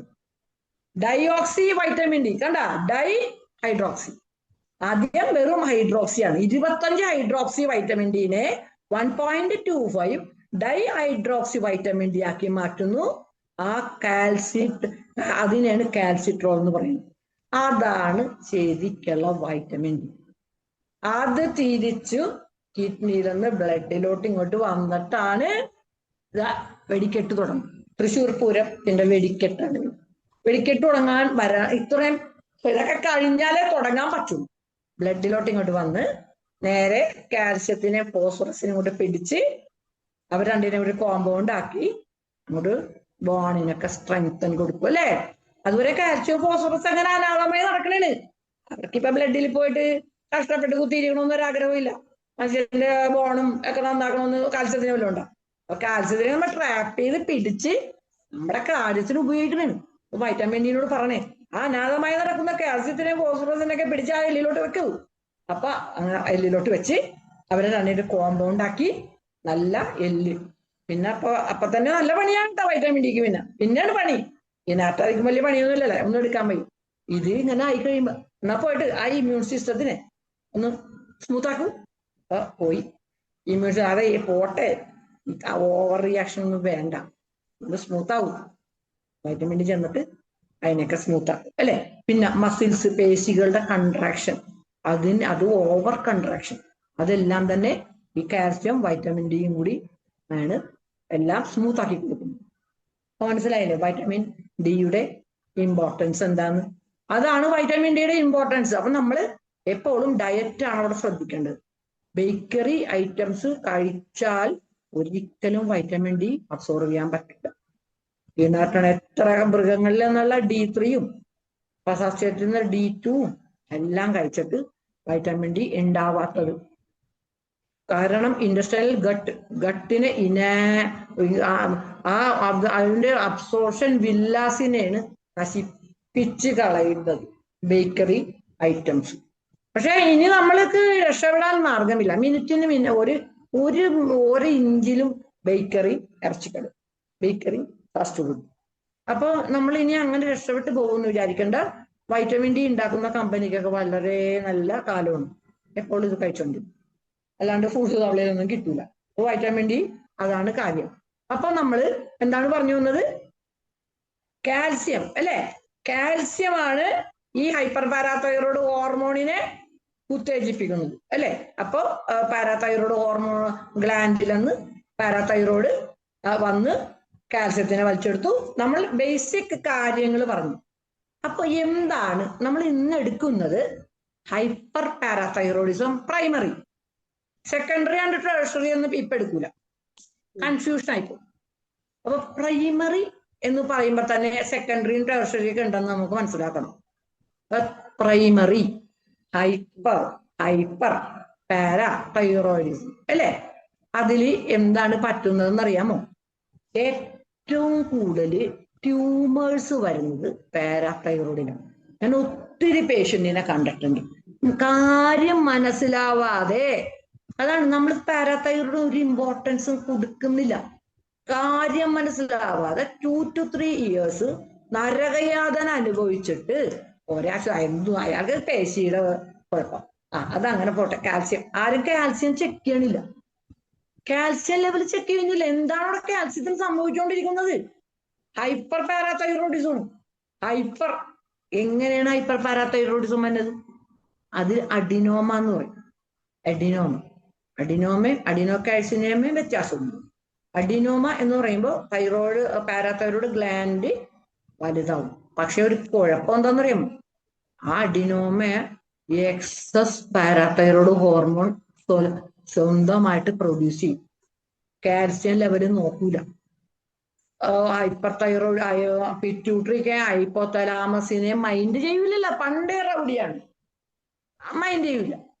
അല്ലാണ്ട് ആകെ ഞങ്ങള് കാൽസ്യം ലെവലിനെ മാത്രം നോക്കിയിട്ടാണ് ഉണ്ടാക്കണേന്ന് പറഞ്ഞു അവസാനം എന്ത് പറ്റും?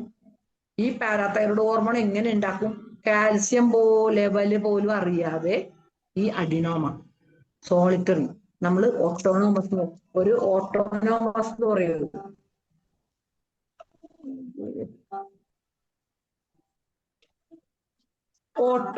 ഞാൻ എഴുതണമെന്ന് ഓട്ടോണോമസ് എന്ന് പറയും അല്ലെ? Autonomous adenoma. അതെങ്ങനെയാണ് ഓട്ടോണോമസ് അഡിനോമ എന്ന് പറഞ്ഞാൽ? ആ അഡിനോമ എക്സസ് പാരാതൈറോയ്ഡ് ഹോർമോണിനാണ് പ്രൊഡ്യൂസ് ചെയ്യണത്.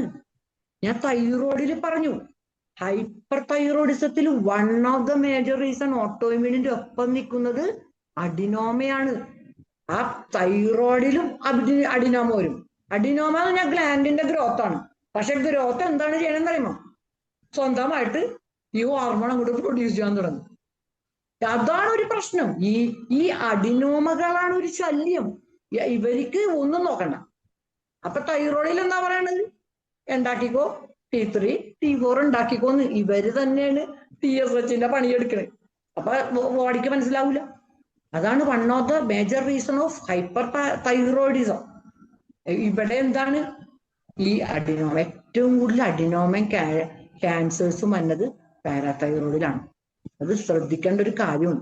എൻ്റെ ഒരു പേഷ്യന്റ് ഉണ്ടായി, ഞാൻ ഇപ്പൊ ഇത്രയും ഇങ്ങനെ കിടന്ന് ഇത് പറയുന്നത് ആ ഒരു പേഷ്യന്റ് മനസ്സിലായില്ല, കൊണ്ട് നടന്നു. അത് പാപ്പിൽ കാൽസ്യോമ ഓഫ് ഗ്ലാൻഡ് ആയിരുന്നു, പാരാതൈറോയ്ഡ്. അപ്പൊ എന്താണെന്ന് അറിയാമോ? ഭയങ്കര കാൽസ്യം വലിച്ചും കൂടെ എടുക്കണേണ്. അതിന്റെ പാത്തോളജി എന്താണെന്ന് നമ്മ മനസ്സിലാക്കിയോ? പാരാതൈറോയ്ഡ് ഹോർമോൺ എക്സസൈസ് എന്താണ് ചെയ്യണത്? വലിച്ചും കൂടെ എടുക്കണല്ലേ കാൽസ്യം. അവർക്ക് അത്രയും അവരോർക്കണ എന്താണ്? കാൽസ്യം കുറഞ്ഞിട്ടാണ് പാരാതൈറോയ്ഡ് ഉണ്ടാവണല്ലോ എന്നല്ലേ വിചാരിക്കണത്. Feedback mechanism.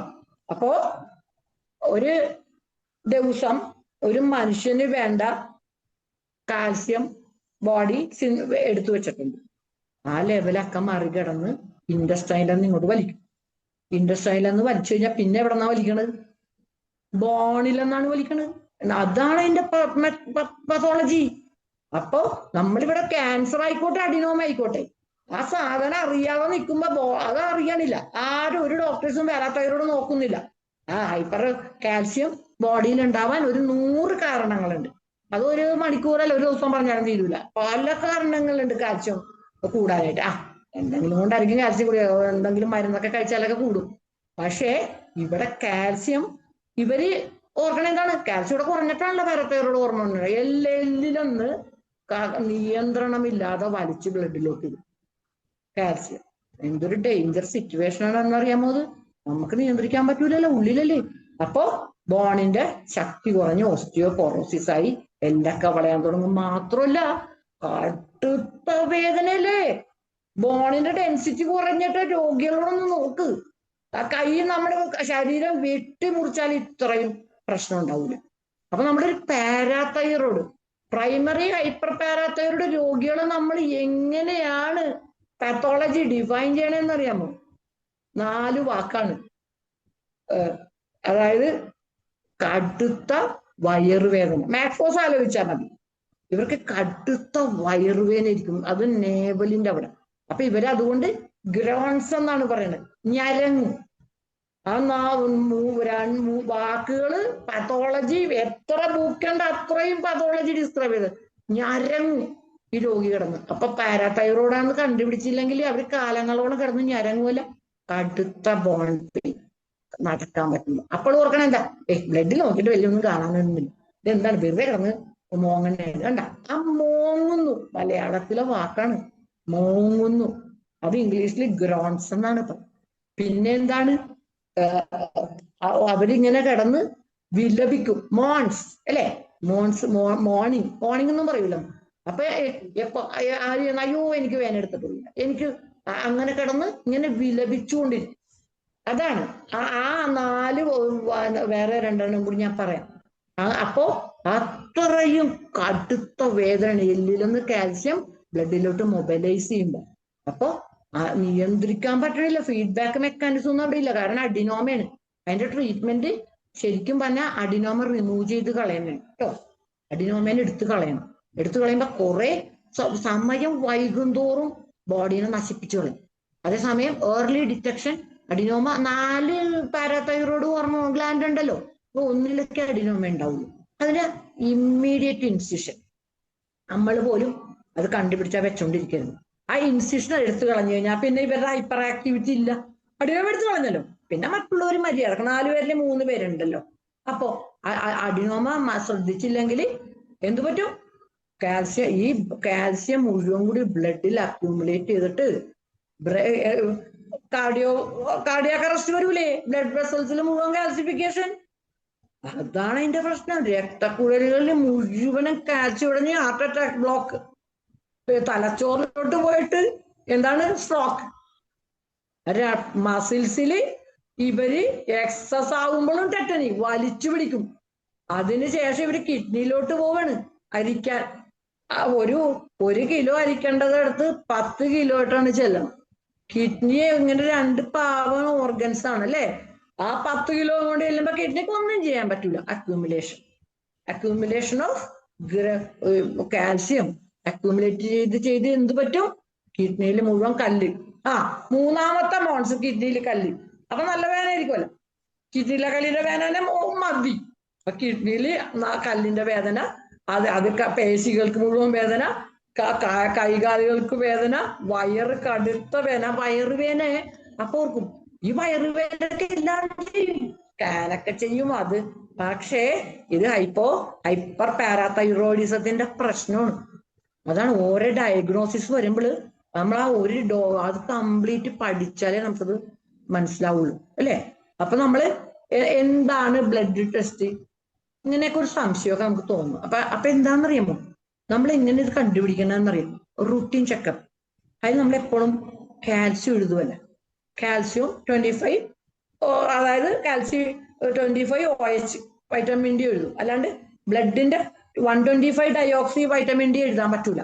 കാരണം അത് കിഡ്നിയിൽ നിന്ന് ഉണ്ടാക്കി നേരെ ബ്ലഡിലോട്ട് അവര് കിഡ്നിയിലാണ് അതിന്റെ കൂടുതൽ സ്റ്റോറേജ് ഇരിക്കുന്നത്.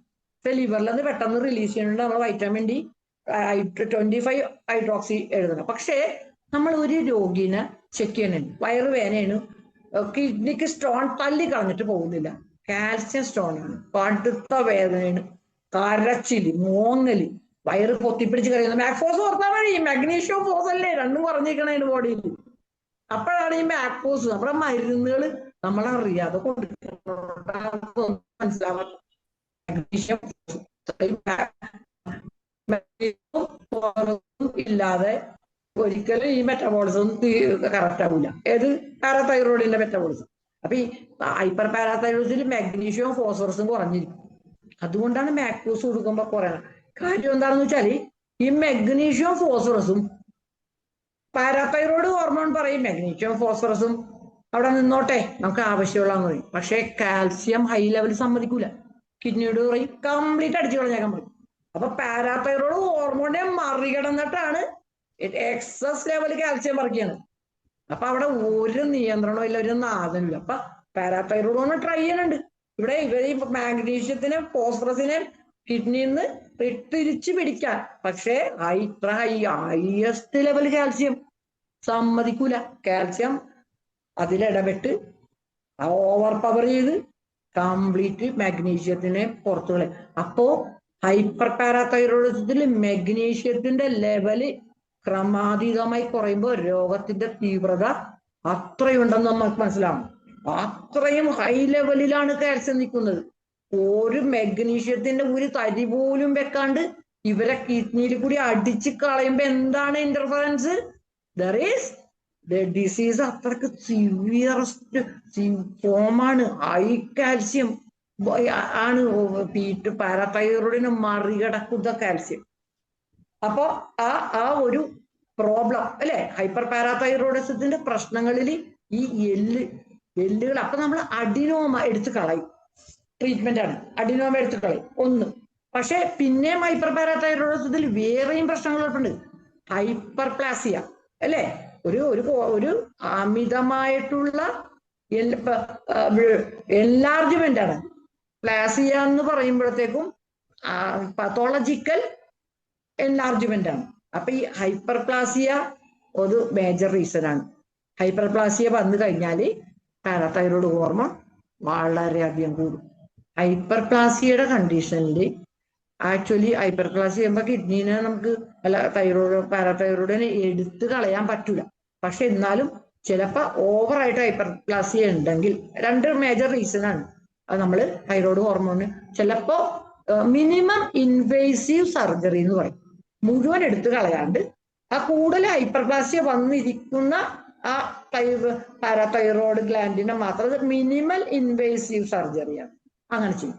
അഡിനോമയാകുമ്പോ അഡിനോമേനെ ഒരെണ്ണത്തിൽ എടുത്തു കളഞ്ഞു കഴിഞ്ഞാൽ ഇതൊക്കെ അഡിനോമ അങ്ങോട്ട് പോയി കഴിഞ്ഞാൽ ഉടനെ തന്നെ ഈ ഇത്രയും അക്യൂമുലേഷനുള്ള കാൽസ്യം നേരെ ബോണിലോട്ട് ഡെപ്പോസിറ്റ് ചെയ്ത് കൊടുക്കും. അപ്പൊ അവർക്ക് പ്രശ്നം തീർന്നു. ഇവിടെ സെക്രീറ്റ് ചെയ്യേണ്ടത് ഹോർമോൺ കുറഞ്ഞു ഉടനെ എല്ലാം നോർമലാക്കി അവര് പാരാതൈറോയിഡ് പറഞ്ഞ പോലെ അനുസരിക്കും. അതുകൊണ്ട് തന്നെ ബോണിലോട്ട് തിരിച്ചിട്ട് കിഡ്നിന്ന് മാഗ്നീഷ്യം ഫോസും മിനിമം ലെവലിൽ റീഅബ്സോർബ് ചെയ്ത് ബാക്കിയുള്ളത് മാത്രം കിഡ്നി കൂടെ. കിഡ്നിയുടെ ഒരു ഗുണവും ദോഷവും എന്താന്ന് വെച്ചാൽ ബ്ലഡിൽ കൂടി സകല സാധനത്തിനെയും വലിച്ച് കിഡ്നിയും കൊണ്ടുവരും. ബ്ലഡിലാണ് നല്ലതിനെ ചീത്തനെ എല്ലാം കൊണ്ടുവരും. എന്നിട്ട് അത് എടുത്തിട്ട് പ്രോക്സിമൽ കൺവേർട്ടർ ട്യൂബിലോട്ട് അങ്ങോട്ട് ഇട്ടുകൊടുക്കും. അപ്പൊ നമ്മുടെ ബോഡിയുടെ സെൻസിലാണ് ആവശ്യമുള്ളത് എന്താണെന്ന് വെച്ചാൽ തിരിച്ചെടുത്ത് അനാവശ്യമുള്ളത് പുറത്തു കളയും. പക്ഷേ ഈ തൈറോയ്ഡ് ഹോർമോണുകളുടെ ഇംബാലൻസ് വരുമ്പോ കിഡ്നിക്ക് ആ സെലക്റ്റീവ് റീ അബ്സോർപ്ഷൻ എന്നാണ് പറയുന്നത്. നല്ല സാധനങ്ങളും ചീത്ത സാധനങ്ങളും ഒരുമിച്ച് കൊണ്ടിട്ടിട്ട് അതിലൊന്ന് ബോഡിക്ക് ആവശ്യമുള്ളത് വലിച്ചെടുക്കാനാണ് പറയുന്നത്. എത്രയോ കോംപ്ലിക്കേറ്റഡ് ആയ ഒരു കാര്യമാണ് കിഡ്നിനോട് പറഞ്ഞു കൊടുക്കണം. അപ്പോ ഇത് നിയന്ത്രിക്കുന്നതാ എല്ലാ ഹോർമോണുകളും. അപ്പൊ ഓരോ ഹോർമോണും പാരാതൈറോയ്ഡ് കൂടിക്കഴിഞ്ഞാൽ പാരാതൈറോയ്ഡ് അപ്പൊ എന്തോരും അവിടെ കാൽസ്യം റിട്ടൻഷനോ അല്ലെങ്കിൽ ഫോസ്ഫറസിന്റെ എക്സസീവ് അടിച്ചു പോകാനാണ്. കിഡ്നിനെ നമുക്ക് ഒരിക്കലും വിശ്വസിക്കാൻ പറ്റൂല. നല്ല സാധനങ്ങൾ ചിലപ്പോ കിഡ്നി കൊടുക്കുന്ന പ്രോട്ടീൻ യൂറിയയില്ലേ പിന്നെ അയ്യോ എന്നാ ആർക്കെങ്കിലും സംശയം ഉണ്ടെങ്കിൽ ചോദിക്കും, ബാക്കി പിന്നെ പറയാം. Anjitha very good. അഞ്ജിത അവരോടൊക്കെ പറയും എന്തെങ്കിലും ചോദിക്കാനുണ്ടോന്ന് ചോദിക്കും. ഞാൻ കുറേശ്ശെ പറഞ്ഞു തരുള്ളൂ, കാരണം അറിയാലോ. ഇപ്പൊ ഞാൻ ഹൈപ്പർ പാരാതൈറോയിഡിസമാണ് ഇപ്പൊ ഞാൻ പറഞ്ഞു തന്നത്. അതിന് വൈറ്റമിൻ ഡി ഏറ്റവും ഇമ്പോർട്ടന്റ് ആയിട്ട് ഞാൻ പറഞ്ഞു തന്നിരിക്കുന്നു. പിന്നെ നമ്മൾ ബ്ലഡ് റിപ്പോർട്ട് ഇതെന്താണ് ആർക്കും ഒന്നും ചോദിക്കാല്ലേ? തൈറോയ്ഡ് ഹോർമോൺ ഹാൻഡ് റൈസ് ചെയ്തില്ലെങ്കിൽ ചാർട്ടൊക്കെ ഞാൻ പിന്നെ ഇടും, അത്രേ ഉള്ളൂ. അപ്പോ ഞാൻ അത് നമ്മളിപ്പോ ഒരു ബ്ലഡ് റിപ്പോർട്ട് ഇങ്ങനെ നോക്കുമ്പോ എന്താണ് കാണുന്നത്? എന്താ നോക്കി തരാം, ഇപ്പൊ കാണിച്ചു കേട്ടോ. നമ്മൾ അതിൽ നോക്കുമ്പോൾ കാൽസ്യം ലെവല് കൂടും. ചിലപ്പോ അറിയാതെ ഇരിക്കും കാൽസ്യം ലെവൽ നോക്കണത്.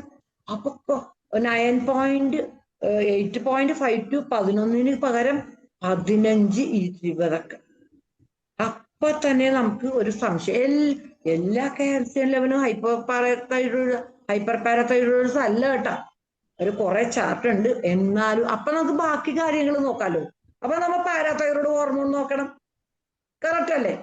പാരാതൈറോയ്ഡ് ഹോർമോൺ നോക്കണം, കാൽസ്യം നോക്കണം അല്ലെ, മഗ്നീഷ്യം നോക്കണം, ഫോസ്ഫറസും നോക്കണം, 25 ഹൈഡ്രോക്സി വൈറ്റമിൻ ഡി നോക്കണം. മനസ്സിലായില്ലേ? ആ ഒരു പാനലാണത്. ഹൈപ്പർ പാരാതൈറോയിഡ്സിന്റെ പാനൽ നോക്കുമ്പോൾ നമുക്ക് മനസ്സിലാവും. അപ്പൊ തന്നെ നമ്മൾ അവരെ CT സ്കാൻ എന്തെങ്കിലുമൊക്കെ എടുത്ത് ആ തൈറോയിഡിന് ക്യാൻസേഴ്സ് വരാനുള്ള സാധ്യത പാരാതൈറോയിഡിന് വളരെ കൂടുതലാണ് കേട്ടാ. ക്യാൻസറസ് ഗ്രോത്ത് അറിയൂല, ചെറുതായിട്ട് നോഡ്യൂളായിട്ട് നിൽക്കും. പക്ഷെ എന്നിട്ട് പിന്നെ അത് പതിയെ വ്യാപിച്ച് അതും ഹൈപ്പർ പാരാതൈറോയിഡിസത്തിന് ഒരു കാരണമാണ്. പാരാതൈറോയ്ഡ് ഹോർമോൺ പിന്നെ അതിലും കൂടും. അപ്പൊ നമ്മള് തൈറോയിഡിനെ മാത്രം ശ്രദ്ധിച്ചാൽ പോരാ, പാരാതൈറോയിഡിനെ ശ്രദ്ധിക്കണം. കാരണം അവര് മെറ്റബോളിസത്തിലും കാൽസ്യം മെറ്റബോളിസത്തിലും നമ്മുടെ ബോഡിയിലെ വൈറ്റൽ പ്രശ്നങ്ങൾക്കും വളരെയധികം ഇപ്പൊ കാര്യങ്ങൾ നമ്മൾ അറിയാതെ തന്നെ ചെയ്തു തന്നെയാണ്. നമ്മളൊന്നും അറിയുന്നില്ല. അതുകൊണ്ടാണ് ബോഡീനെ സൂക്ഷിക്കണം. കാരണം നമ്മൾ സൂക്ഷിക്കണം, നമ്മുടെ ബോഡി നമുക്ക് ചെയ്തു തന്നത് എന്താണെന്ന് നമ്മൾക്ക് അറിയുന്നില്ല. അതുകൊണ്ടാണ് ശരീരത്തിലോട്ട് അനാവശ്യമായ ഈ സാധനങ്ങൾ മുഴുവൻ വലിച്ചു കയറ്റുന്നത്. എന്തുമാത്രം ഒരു ബോഡി ഒരു ഡോക്ടറെ അടുത്ത് രോഗി എത്തുക എന്ന് പറഞ്ഞാൽ അത്രയും ശരീരം വഷളാക്കി മനസ്സ് തകർത്തിട്ടാണ് ചെല്ലുന്നത് അല്ലേ? നമ്മുടെ ആരോഗ്യ രംഗത്ത് നമ്മൾ ഇപ്പോഴും പറയുന്നത് എന്താണ്? ഒരു രോഗി ഒരിക്കലും ഒരു ഡോക്ടറുടെ മുമ്പിൽ എത്തിപ്പെടരുത്. എന്നാലും ഡോക്ടർമാർക്ക് പണി ഉണ്ടാവണ്ടേ? പണി ഉണ്ടാവണം എങ്ങനെയാണ്? To preserve health. എല്ലാം നശിച്ച്. ചോദ്യം മാഡത്തിനോട് ചോദിക്കാനുണ്ടെങ്കിൽ ഒന്ന് ഹാൻഡ് റൈസ് ചെയ്യണം. ആർക്കൊന്നും ചോദിക്കാനില്ലേ? ആർക്കൊന്നും ചോദിക്കാനല്ലേ? ദൈവമേ, ഹൈപ്പർ പാരയുടെ സിംറ്റംസ് ആണ്. മനസ്സിലാവണം. എല്ലുവേദന, സാന്ദ്രത കുറയുന്നു, പേശികളിൽ തളർച്ച, വയറുവേദന. പിന്നെ ഇവിടെ ഏറ്റവും ഇമ്പോർട്ടന്റ് സിംറ്റം ഉണ്ട്, കോൺസ്റ്റിപ്പേഷൻ. പിന്നെ കിഡ്നി സ്റ്റോൺ, ദാഹം, വേണ്ട പിന്നെ ആങ്സൈറ്റി. അത് പിന്നെ തൈറോയിഡിന് പാരാതൈറോയിഡിനൊക്കെ മനസ്സിന് ഭയങ്കര ടെൻഷനാണല്ലോ. അതാണ് അവര് തന്നെ സൈക്കോസോമാറ്റിക് ആണ്. തൈറോയിഡ് വന്നാൽ മൈൻഡ് തകരും, അതാണ് കാര്യം. അപ്പൊ അവര് സൈക്കോസോമാറ്റിക് അല്ലെങ്കിൽ സോമാറ്റിക് ആണ് ആദ്യം. അത് ശരീരത്തിൽ വന്നിട്ട് പിന്നെ മനസ്സിനെ ബാധിക്കും. അതാണ് തൈറോയിഡ്. അപ്പൊ സോമാറ്റിക്കോ സൈക്കിക്കോ എന്നാ നമുക്ക് പറയാൻ പറ്റും. മനസ്സിലായില്ലേ? അപ്പോൾ വല്ലാത്ത ക്ഷീണം, തളർച്ച, ഞരങ്ങൽ, മോങ്ങൽ, കടുത്ത എല്ലുവേദന, ഇതൊക്കെയാണ് പാരാതൈറോയിഡിനെ ഡിസ്ക്രൈബ് ചെയ്യുന്നത്. ഞാനും പതോളജിയിൽ ഇത് വായിച്ചപ്പോ അതിശയിച്ചു പോയി. കണ്ട, ഒരു രോഗിയുടെ എല്ലാ മാനസികാവസ്ഥയും പതോളജി വരെ പറയണാണ്. പതോളജിയിൽ രോഗികളുടെ മനസ്സറിയേണ്ട വല്ല കാര്യമുണ്ടോ? എല്ലാം കീറി മുറിച്ചും അതങ്ങനെ. പക്ഷെ അവര് പോലും, പതോളജിസ്റ്റ് പോലും ഒരു രോഗിയുടെ മനസ്സ്, കണ്ണുനീരും ഈ ഹൈപ്പർ പാരാതൈറോയിഡിസത്തിൽ കാണുന്നു എന്നുള്ളത് എത്രമാത്രം പെയിൻഫുൾ കണ്ടീഷൻ. ശരിക്കും ബോണിന് കാൽസ്യം കുറഞ്ഞാൽ അത്രയും വേദനയായിരിക്കും. നമ്മൾ കാൽക്കീരിയപ്പോസ് നമ്മൾ അറിയാതെ തന്നെ കൊടുക്കുന്ന മരുന്നാണ്. ഒരു പക്ഷേ ഇതൊക്കെ അറിയാതെ കൊടുത്താലും അറിഞ്ഞു കൊടുത്താലും ഹൈലി എഫക്റ്റീവാണ്. കാരണം ഇതിന്റെ രണ്ടിന്റെയും കുറവാണ് ഹൈപ്പർ പാരാതൈറോയിഡിസത്തിൽ നമ്മൾ മാറ്റി കൊടുക്കുന്നത്. ക്രാംസ് എന്തൊക്കെ ഞാൻ ചാർട്ട് ചെയ്തിട്ടുണ്ട്. പാരാതൈറോയിഡിന്റെ കാരണങ്ങൾ അത്രേ ഉള്ളൂ. കല്ലുകൾ, കിഡ്നി സ്റ്റോൺസ് ഒക്കെ വരുമ്പോ ഒന്ന് പാരാതൈറോയിഡ് ഹോർമോൺ ഒന്ന് നോക്കിയേക്കണം കേട്ടോ. ചാർട്ടൊക്കെ ഇടാം, വൈറ്റമിൻ ഡിയുടെ എല്ലാത്തിന്റെയും ചാർട്ട് ഞാൻ ഇടാം. പക്ഷേ അതൊക്കെ ഞാനൊന്ന് ടൈപ്പ് ചെയ്തിട്ട് ഇടാം കേട്ടോ. അപ്പോ ഇതാണ് പാരാതൈറോയിഡ് ഒന്ന് അറിഞ്ഞിരിക്കണം. Normal blood calcium level 8.5 to 10.5 ആണ്.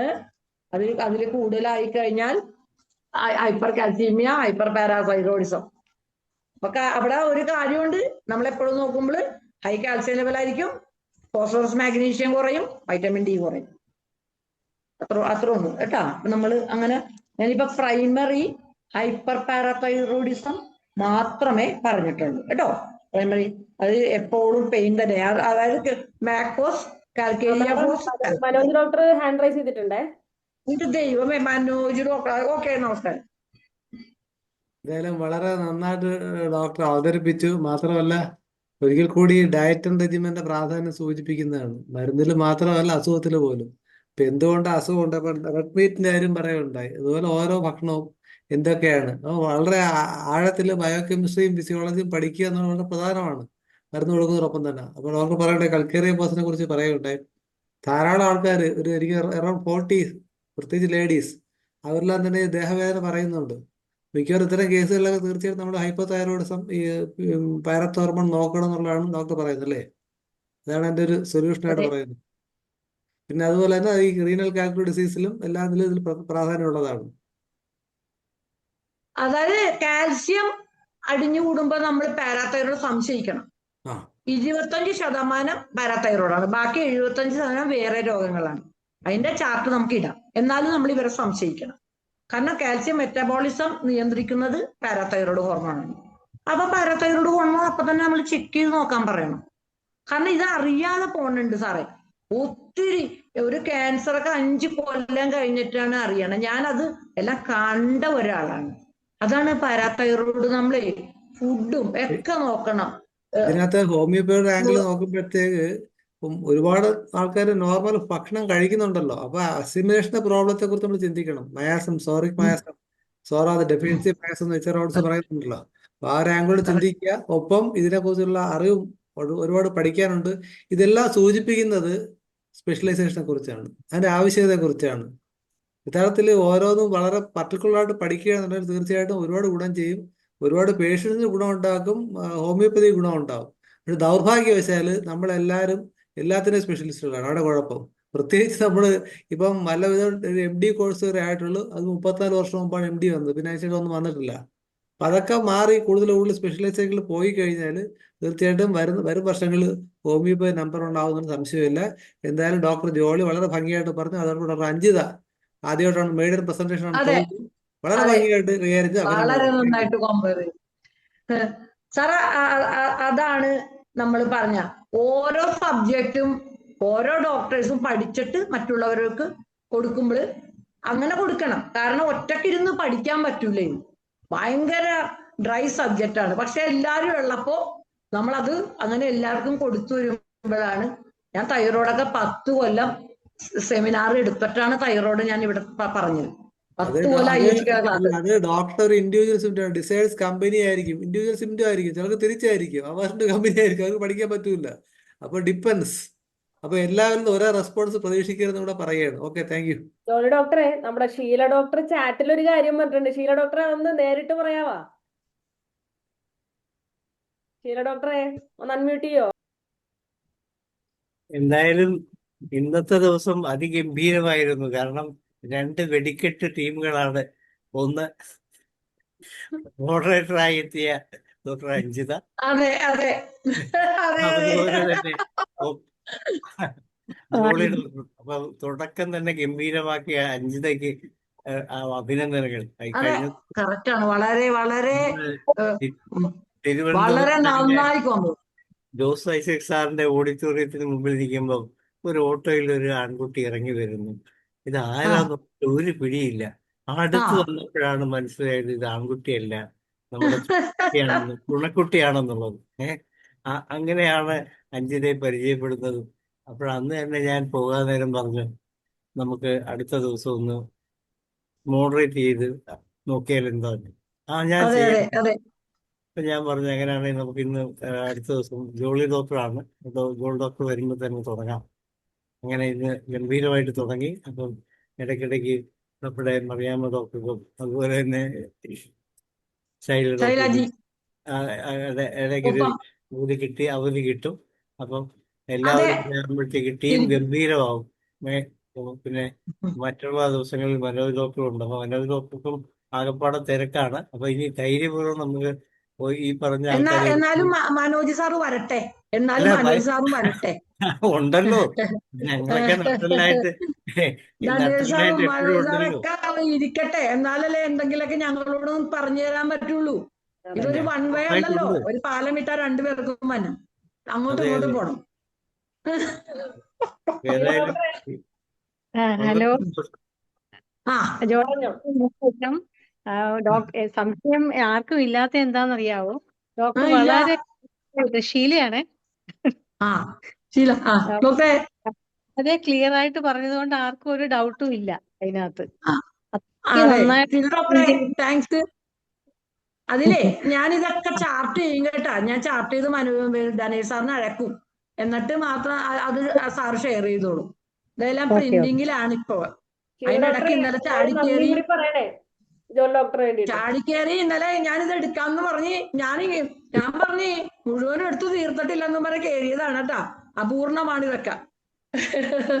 എല്ലാത്തിന്റെയും ചാർട്ട് ചെയ്യുന്നതേ ഉള്ളു. പിന്നെ അഞ്ജിത വന്നെന്ന് പറഞ്ഞപ്പോ ഞാൻ ഓർത്ത് അഞ്ജിതയുടെ കൂടെ ഒന്ന് ഡോക്ടറെ സമയം ഇരിക്കണമല്ലോ. ജോളി ഡോക്ടറെ, നമ്മൾ സമയത്തിൽ വളരെ സ്പെസിഫിക് ആണ്. അഞ്ച് ഡോക്ടറെ ക്ലോസ് ചെയ്യാം. Thank you. അച്ഛോ, അത്ര സമയമല്ലേ? എന്റെ വാച്ച് സ്ലോ ആണ് കേട്ടാ മനോജ് സാറേ, അതാണ് ശരിക്കും 5 minutes. Thank you. ഒരു നന്ദി പറഞ്ഞ് അവസാനിപ്പിക്കും ഡോക്ടർ, അഞ്ച് ഡോക്ടറെ. ഓക്കെ. മനോജ് സാറേ അതല്ലട്ടാ, കുഴപ്പമില്ല. ആർക്കെങ്കിലും സംശയം ഉണ്ടെങ്കിൽ നോക്കാന്ന് ഓർത്തിട്ടാണ് വെയിറ്റ് ചെയ്തത്. അല്ലെങ്കിലേ അവരെ നമ്മള് അവഗണിച്ചെന്ന് തോന്നരുതല്ലോ, അതുകൊണ്ടാണ് കേട്ടാ. ഡോക്ടറെ പറയാമോ? ഡോക്ടർ പോയാ? ഹലോ ഡോക്ടറെ, വളരെ ഇന്നത്തെ ക്ലാസ് വളരെ മനോഹരമായിരുന്നു. അതുപോലെ തന്നെ ഏത് കൊച്ചു കുട്ടികൾക്ക് പോലും മനസ്സിലാവുന്ന ഭാഷയിലാണ് ഇന്ന് ജോളി ഡോക്ടർ അത്രയും നന്നായിട്ട് എക്സ്പ്ലെയിൻ ചെയ്തത്. ജോളി ഡോക്ടർ ക്ലാസ് എപ്പോഴും അങ്ങനെ തന്നെയാണ്, എപ്പോഴും എല്ലാ തവണയും അങ്ങനെ തന്നെയാണ്, അത്രയ്ക്ക് നന്നായിട്ടാണ് പറയാറ്. അതുകൊണ്ട് ഇനിയും ഇതിന്റെ ബാക്കി കേൾക്കാനായിട്ട് ഞങ്ങൾ വെയിറ്റ് ചെയ്യുന്നു. അപ്പം IFPHന്റെ പേരിൽ ഇത്രയും നല്ലൊരു ക്ലാസ് അവതരിപ്പിക്കാൻ മാഡത്തിന് സാധിച്ചതിൽ എന്റെ പേരിലും IFPHന്റെ പേരിലും ഞങ്ങൾ നന്ദി അറിയിക്കുന്നു. അപ്പം ഇനി സമയം അതിക്രമിച്ചുകൊണ്ട് കൂടുതൽ പറയുന്നില്ല. എല്ലാവർക്കും, ഇതിൽ പങ്കെടുത്ത ബാക്കി എല്ലാവർക്കും പ്രത്യേകം നന്ദി. പ്രത്യേകിച്ച് ഞങ്ങളുടെ കൊച്ചു അങ്കിത മോൾക്കും വളരെ നന്ദി. നന്നായിട്ട് പ്രസന്റ് ചെയ്യും. ഇനിയും വരിക, ഫ്രണ്ട്സിനെ എല്ലാം കൂട്ടുക കേട്ടോ. ഓക്കെ, അപ്പം താങ്ക് യു. ഓക്കെ, എല്ലാവർക്കും ഗുഡ് നൈറ്റ്. Good night.